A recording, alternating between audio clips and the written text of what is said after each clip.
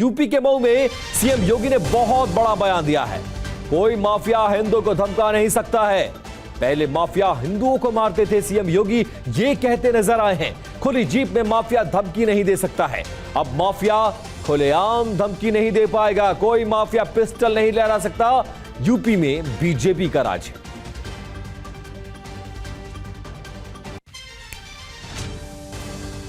किसी माफिया में दुस्साहस नहीं, किसी गुंडे में दुस्साहस नहीं कि किसी पर्व और त्योहार में व्यवधान पैदा कर दे और उपद्रव पैदा कर दे।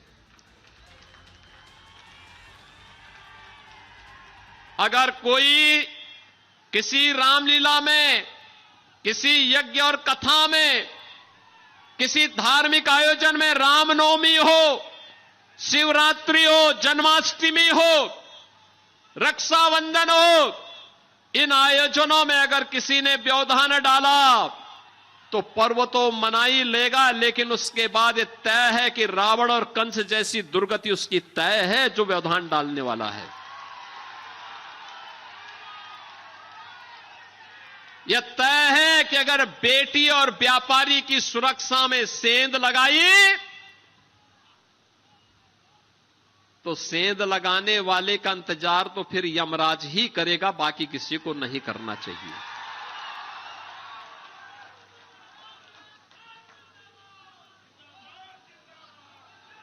आज माफिया पिस्तौल लहराते हुए, कोई धमका करके, खुली जीप में चल करके किसी हिंदू को धमका नहीं सकता है। अब नहीं धमका सकता है।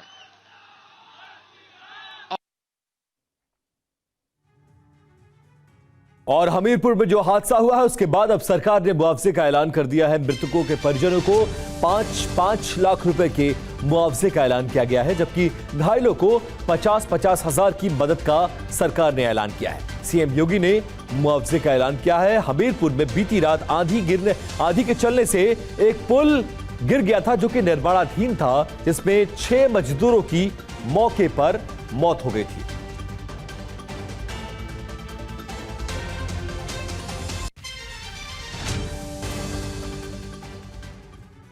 वहीं उत्तर प्रदेश के हमीरपुर जिले में बड़ा हादसा हो गया है। आंधी तूफान के बीच एक निर्माणाधीन पुल अचानक ढह गया। ब्रिज गिरने से मलबे में दबकर 6 मजदूरों की मौत हो गई।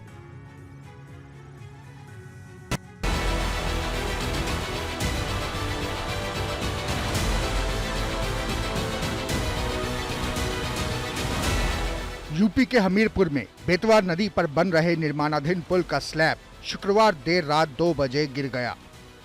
हादसे में 6 मजदूरों की मौत हो गई। एसडीआरएफ की टीम रेस्क्यू में जुटी है। जेसीबी से मलबा हटाया जा रहा है।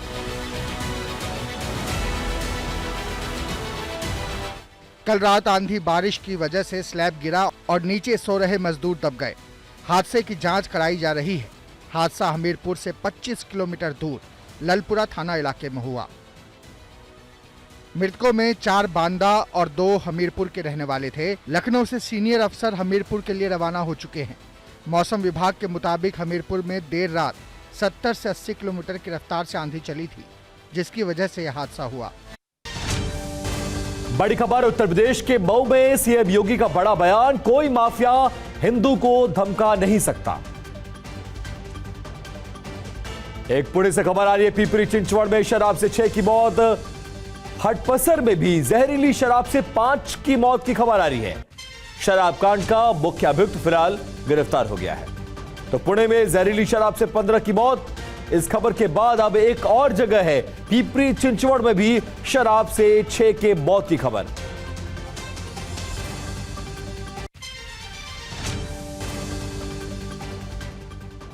बड़ी खबर आ रही है। यूपी के मऊ में सीएम योगी ने बड़ा बयान दिया है।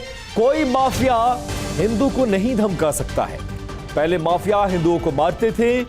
खुली जीप में माफिया की हिम्मत नहीं है कि अब वो धमकी दे सके। अब माफिया खुलेआम धमकी नहीं दे सकता है। कोई माफिया पिस्टल नहीं लहरा सकता है। सीएम योगी ने मऊ की जनसभा में इस बात को मेंशन किया है।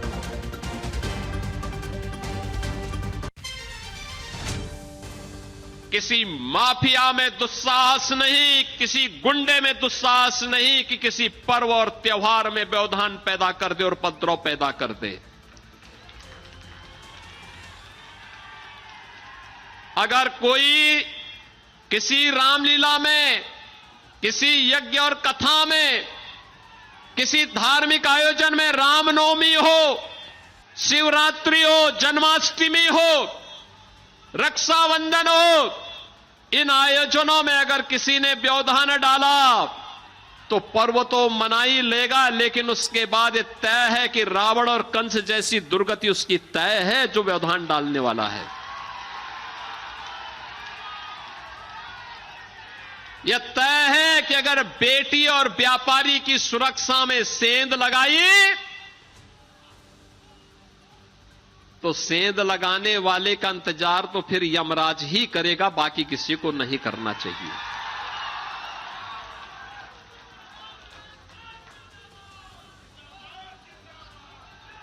आज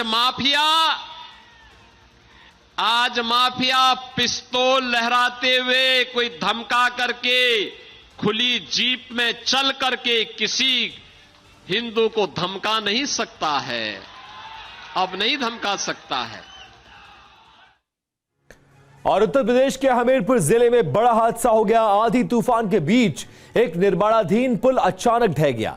ब्रिज गिरने से मलबे में दबकर 6 मजदूरों की मौत की खबर है।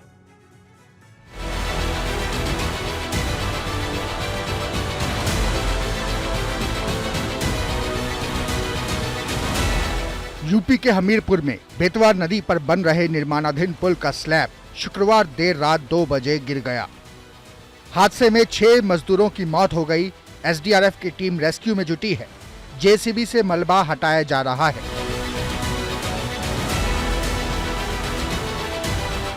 कल रात आंधी बारिश की वजह से स्लैब गिरा और नीचे सो रहे मजदूर दब गए। हादसे की जांच कराई जा रही है। हादसा हमीरपुर से 25 किलोमीटर दूर ललपुरा थाना इलाके में हुआ।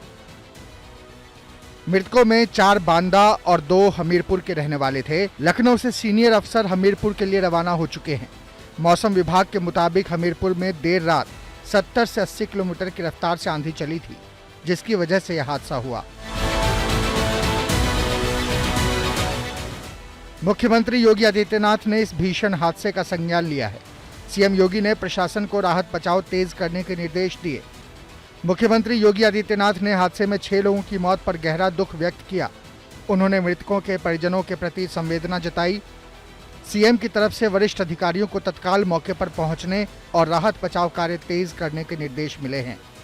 साथ ही मुख्यमंत्री ने मृतकों के परिजनों से अधिकारियों की ओर से संवाद बनाकर हर संभव सहायता उपलब्ध करवाने के भी निर्देश दिए।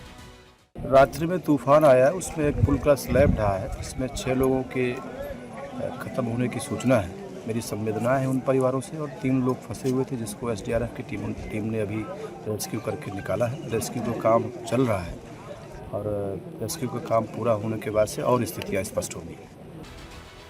बता दें कि उत्तर प्रदेश राज्य सेतु निगम पुल का निर्माण करवा रहा है। इसकी लागत 90 करोड़ रुपए है। 700 मीटर लंबा 2 लेन का ब्रिज मोराकांड से कुरारा गांव के बीच बनाया जा रहा है। इसका निर्माण मार्च 2024 में शुरू हुआ था। दिसंबर 2026 तक इसे पूरा किया जाना है।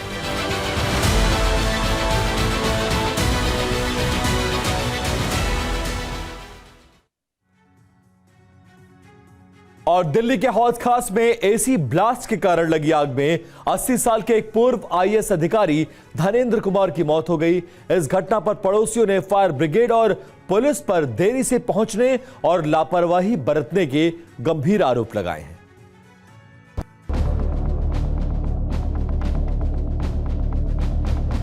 राजधानी दिल्ली के हौज खास इलाके में घर में आग लगने से 80 साल के रिटायर्ड आईएएस अधिकारी की मौत हो गई। इस घटना में अधिकारी का बेटा भी घायल हुआ। घर में आग एसी ब्लास्ट की वजह से लगी थी। घटना के वक्त घर में आईएएस अधिकारी के परिवार और स्टाफ समेत 5 लोग मौजूद थे। इस घटना पर आईएएस अधिकारी के घर से सामने रहने वाली एक महिला ने गंभीर आरोप लगाए। महिला का आरोप है कि आग लगने की घटना के काफी देर बाद फायर ब्रिगेड की टीम पहुंची। घर में फायर ब्रिगेड आने में ऑलमोस्ट 20-25 मिनट लगे एंड वो कह रहे हैं, बहाना ये दे रहे हैं कि हमको लोकेशन नहीं मिली या गली पतली थी तो हमने मिस कर दी गली। आई डोंट थिंक ऐसा कुछ है, क्योंकि सायरन हमें एक ही बार ही सुना फायर ब्रिगेड का, और जब सुना वो आ गई फायर ब्रिगेड। पुलिस के मुताबिक रात करीब 11:10 पर हौज खास के एक घर में आग लगने की सूचना मिली थी। सूचना मिलते ही पुलिस और फायर विभाग की टीम मौके पर पहुंची और आग पर काबू पाने के लिए दमकल के 2 वाहनों को लगाया गया। अधिकारी ने बताया कि घर से सुरक्षित बाहर निकलने के बाद रिटायर्ड आईएएस अधिकारी धनेंद्र कुमार और उनके बेटे को अस्पताल ले जाया गया। जहां धनेंद्र कुमार की जान नहीं बचाई जा सकी, वहीं उनके बेटे का इलाज चल रहा है, जिसकी हालत खतरे से बाहर बताई जा रही है। पुलिस के मुताबिक शुरुआती जांच में संकेत मिले हैं कि घर में लगे एसी में विस्फोट होने की वजह से ही ये आग लगी। एसी के इंडोर यूनिट में धमाके के बाद ये आग लगी, जिसके बाद पूरे घर में धुआं फैल गया और अफरा तफरी मच गई। शुरुआती जांच में किसी भी तरह की साजिश या आपराधिक एंगल सामने नहीं आया। फिलहाल आग लगने की असली वजह और तकनीकी खामी की जांच चल रही है। और सहारनपुर के शाकंभरी देवी में तेज बारिश के बाद अचानक आई बाढ़ ने भारी तबाही मचा दी है। अचानक आए सैलाब में कई वाहन बह गए, जबकि एक महिला के मौत की खबर सामने आई है। सहारनपुर के सिद्धपीठ श्री शाकंभरी देवी में रात अचानक आई बेमौसम बाढ़ ने भारी तबाही मचा दी। शिवालिक पहाड़ियों में हुई तेज बारिश के बाद पहाड़ों से आए तेज पानी के बहाव में कई वाहन बह गए।